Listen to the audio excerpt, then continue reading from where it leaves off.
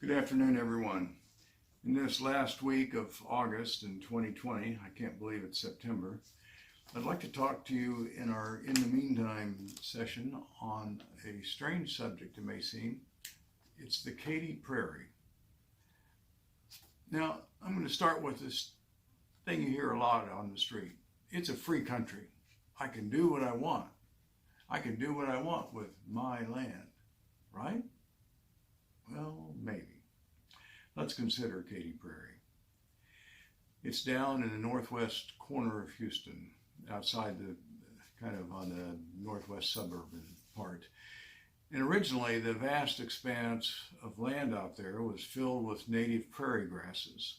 The Buffalo Bayou runs through the area and on into Houston to become the major freshwater source for Galveston Bay.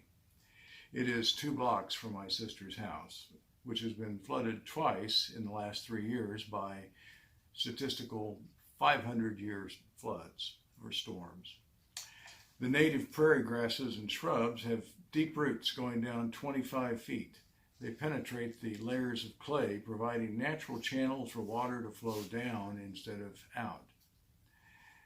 But over the 40 years I have visited family and friends down there, I have watched as the prairie first became rice fields and has, in the last 20 years, become subdivisions, with the latest trend being elevated houses on the floodplain.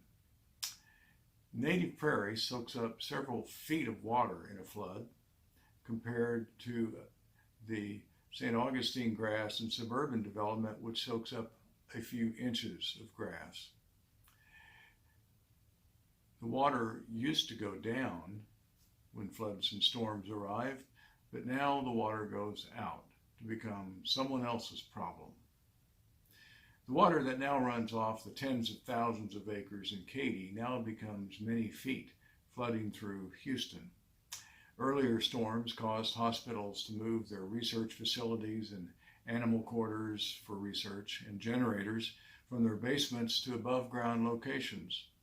Parts of Houston in the last 2 major hurricanes were under 10 feet of water. What happened up in Katy?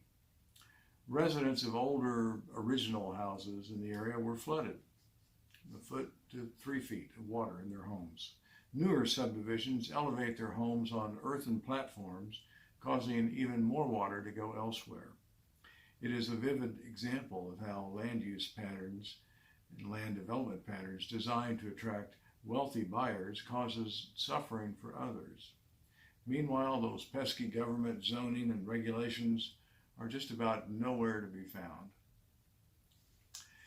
Residents of older original houses were flooded, and they'll be flooded again. Changing former water-absorbing prairie land into housing for people paying $1 million or more has become a cash cow for developers, an arms race of higher and higher houses for the wealthy, and a potential disaster for millions of residents of Houston.